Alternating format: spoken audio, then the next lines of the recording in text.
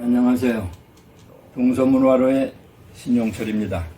오늘은 전 시간에 이어서 안호상과 그 시대 그리고 그 지인들에 대해서 좀 살펴보겠습니다. 안호상은 경상남도 의령 출신입니다. 의령 출신에 몇 사람 소개를 한다면 우선 백산 안희재가 있습니다. 이분은 같은 고향에 안호상의 아저씨 뻘이 되는 분으로서 사업에 크게 성공하고 독립운동가를 아주 많이 도와준 분으로 유명합니다. 그리고 그분은 또 대종교의 신자로서 그 많은 대종교 신자들 신채호, 신배구, 박은식, 김좌진 이런 분들과 많은 관계를 가지고 있습니다. 두 번째로 우리가 생각해 볼 것은 중국 상해에 있는 중덕대학, 중국과 독일 중덕대학인데 오늘은 그 대학 이름을 동제대학이라고 합니다. 같을 동자, 그 백제라고 쓰는 제자하고 해서 상하이에는 동제대학이고 지금 100년이 좀 지났습니다. 그래서 100주년 행사 때 저희도 초대를 받아서 갔었고 독일 대통령이 직접 와서 그 대학에 도서관을 하나 지어서 기증을 했습니다. 그러니까 1907년에 세워진 학교죠. 특히 이 대학을 우리가 주의해서 봐야 될 것은 그 당시 안호상 씨가 활동하던 그 시기 일제시대니까 일제시대에 독일 사람이 세운 중국의 대학에 우리나라 유학생들이 12명이 있었던 것으로 생각이 됩니다. 안호상이라든지 이극노라든지 신성모 같은 우리 역사에 상당히 두각을 나타낸 사람들이 거기서 공부를 했고 또 그것이 계기가 돼서 독일에 유학을 가게도 됐습니다. 그럼 우리가 대단히 중요한 사람으로서 안호상 씨와 관계시켜서 반드시 얘기해야 될 사람이 이극노입니다. 이극노는 호가 물불을 안 가린다고 해서 물불, 또 고투, 외롭게 고통스럽게 싸운다 해서 고투입니다. 이분도 안호상 씨와 마찬가지로 중국의 그 동제대학에서 공부를 하고 또 중국 학생으로서 중국 이름으로서 독일에 유학 가서 베를린 대학에서 1927년에 학위를 한 사람입니다. 여기 이 책이 고투 40년인데 이것이 이극노가 썼던 해방 후에 썼던 책입니다. 그래서 자기의 그때 생활을 회상하면서 고투 40년이라는 글을 썼습니다. 이분이 우리에게 알려지지 않은 것은 이분은 1947년 백범 김구를 따라서 평양에 갔다가 북한에 머물면서 북한에서 한글화 운동 그리고 북한의 한글 사용을 주도했고 동독의 대사를 지냈고 또 초대 무임소 장관을 지냈습니다. 그러니까 우리가 특이한 것은 의령 출신이 남쪽에서는 초대 문교부 장관을 지냈고 북쪽에서는 초대 무임소 문화부 장관을 지냈으니까 상당히 그 의미 있는 일이라고 하겠습니다. 그는 베를린 대학에서 공부를 할 때 대단히 위대한 업적이 하나는 베를린 대학의 학생으로서 교육부에 신청을 해서 만들었고 조선어과를 가르칠 사람이 없기 때문에 자기가 교수로서 학생이 가르쳤습니다. 그런데 여기서 상당히 흥미로운 것은 우리나라 교재가 없고 그때는 한글어 사전도 없고 맞춤법 통일도 안 돼 있을 때이기 때문에 대단히 교재 때문에 어려움을 겪었습니다. 그래서 교재를 만들었습니다. 교재를 어떻게 만드는 하면 이광수의 허생전 앞부분을 독일어와 함께 해서 그것을 이제 대역을 합니다. 대역을 하는 게 서로 대신해서 한다고. 그래서 그 대역한 것을 제가 조금 보겠습니다. 그냥 허생전의 앞부분만은 좀 한 거죠. 그러니까 앞부분에 이제 나오는 겁니다. 그 선비가 당신이 변진사요? 하고 물었다. 진트지 독토변 프락테 겔레어트. 이런 게 대역입니다. 네, 그렇소이다. 무슨 일이시오? 야, so is this. Was für eine 안겔르겐하이스, 프락테 독터 변. 이렇게 흥미롭게 이제 쉬운 대답을 했죠. 그런데 놀라운 것은 그 당시 우리나라에서 한글을 내리 쓰는 것은 있었지만 옆으로 쓰는 게 없습니다. 그리고 이 한글 인쇄를 할 수가 없기 때문에 독일 국립인쇄소하고 교섭을 해서 이 한글 인쇄를 해줍니다. 그래서 상당히 놀라운 일이죠. 학생으로서 이런 활동을 했다는 것이. 그리고 그는 평생 한글 운동을 했기 때문에 한글 운동을 하다가 일본 사람한테 잡혀가서 많은 신문 고초를 닫고 그래서 7번을 감옥에서 까물었었다고도 합니다. 그리고 해방 후에는 이분이 한글 노래를 지었습니다. 그래서 우리나라 최초의 한글 노래인데 저는 그 어렸을 때 초등학교에서 이 한글 노래를 불렀습니다. 아마 정확할지는 모르겠습니다만은 세종임금 한글편이 28글자 사람마다 쉬 배워서 쓰기도 편하다 슬기에 줄인 우리 이 한글나라로 모든 문화 그 근본을 밝히어갈 거나 아마 대체로 이럴 거로 봅니다. 근데 요즘에 한글날에 이 노래가 불리지 않는 것은 월북 작가가 돼서 나중에 우리나라 한글 노래가 바뀌었습니다. 그 다음에 우리가 안호상 하면 많이 알려진 유명한 이야기를 하나 하지 않을 수가 없습니다. 그것이 바로 모윤숙과의 관계입니다.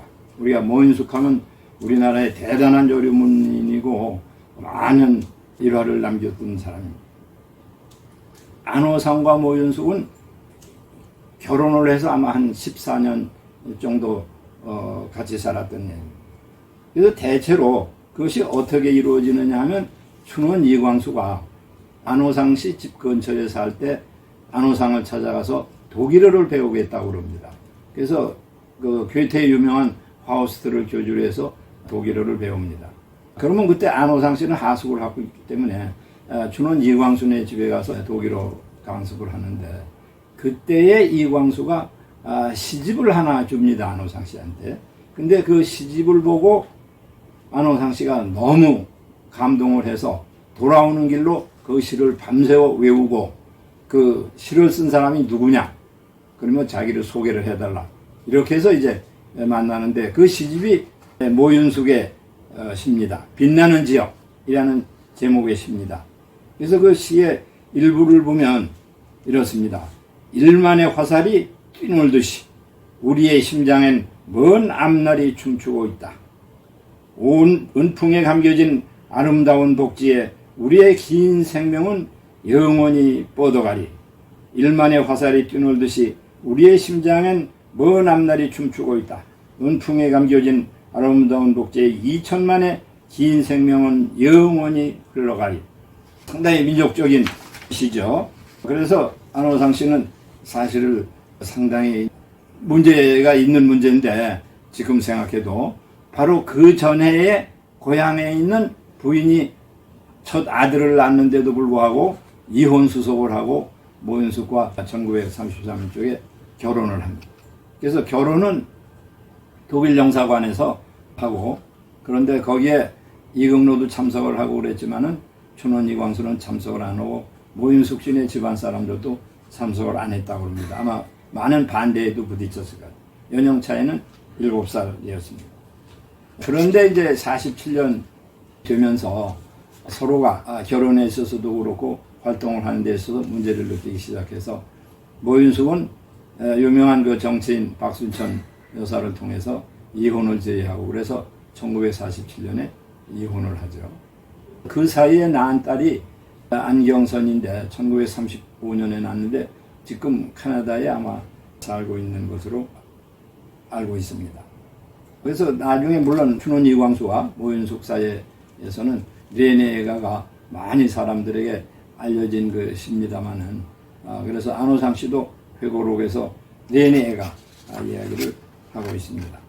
이것은 어쨌든 그 당시에 아주 세상에 널리 알려졌던 유명한 이야기도 하고 또 안호상 씨는 현재 그 쓴 회고록에서 그 당시에 자기가 참으로 그 자기 부인이나 아이들한테 못했다고 이제 회고도 하고 있습니다. 지난번에 어느 정도 얘기를 했지만은 그래도 우리가 안호상 씨 문제는 그 시대를 보는 의미에서 우리가 조금 보겠습니다. 문교부 장관 안호상 48년에서 50년까지 문교부 장관을 했습니다. 6.25 전쟁이 나기 조금 전까지 였습니다. 그러니까 그 당시 우리가 한글 전용의 정책을 수행했는데 그것이 바로 안호상 씨의 아마 주장이었던 걸로 압니다. 그리고 그 당시에 우리가 대학에 들어갈 때까지도 우리나라 연호를 단기를 썼습니다. 지금 서기 연도에다가 2333년을 더하면 단기 연호가 됩니다. 그리고 지난번에 말씀드렸지만은 신라의 화랑도 정신을 이었다고 하면서 학도호국단, 일백성주의, 일민주의를 주장했던 민족주의 사학자였죠. 그래서 일민주의, 깃발도 있었고 노래도 있었고 상당히 그 학교에서 그때 강조도 하고 그랬습니다. 그냥 강호도의 참성단이라든지 또 대종교라든지 이런 문제에서 깊은 관계를 가지고 있는 겁니다.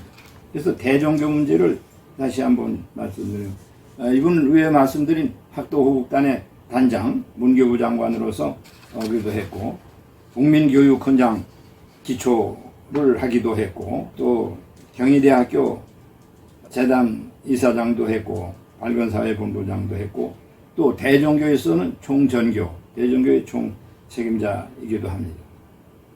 그리고 이분이 지난번에도 말씀드렸습니다만 1995년에 정부의 허가를 받지 못하면서도 북한의 평양에 가서 단군왕릉을 이제 참배를 합니다. 그분 얘기는 대종교의 전교이기도 했지만은 자기가 어떻게 단군의 왕릉을 가보지 않을 수가 있느냐 하는 상당히 대종교적인 우리가 민족사학적인 의미에서 상당히 파란을 일으키기도 하고 그랬습니다. 그의 저서는 아주 많습니다. 그리고 그의 저서는 대부분 단군의 관계, 화랑도의 관계, 일민주의의 관계, 우리가 고대 우리나라 역사의 관계 그런 것들입니다. 우리가 마지막에 1990년에 20세기 안호상 회고록 책이 나왔습니다. 바로 20세기 안호상의 회고록이라고 하는 것은 1902년에 나서 이분이 1997년에 세상을 떠났기 때문에 사실은 20세기를 전부 살았다는 뜻이 되고 그의 한회라고도 그럽니다. 그래서 상당히 그 긴 생애를 살면서 우리가 많은 일을 했고 우리 상고사에 있어서 많은 발자국을 남겼습니다. 그리고 이것이 안호상 씨가 썼던 20세기 회고록입니다. 그리고 또 하나 아까 이극로 말씀드렸습니다만 젊은 사학자가 이극로 전집을 냈는데 이것이 이극로 전집 중에 하나입니다. 그래서 전집을 4책을 냈는데 이것은 그 유로편 특히 독일이 많이 들어있죠. 그리고 특히 상당히 유익한 것은 북한편이 있습니다. 북한에서 활동하던 시대에 자료들을 러시아에서 찾아서 냈는데 요즘에 그분 얘기를 들으니까 빠진 게 있어서 더 지금 모으고 있다고 얘기를 했습니다. 그리고 아까 말씀드린 동제대학, 중국에 있는 상해에 있는 동제대학이 거기서 나온 책입니다. 덕국이 중국에 대한 정책 중에 동제대학, 그냥 독일이 중국 관계에 있어서 세워진 그 동제대학 그런 이게 책입니다.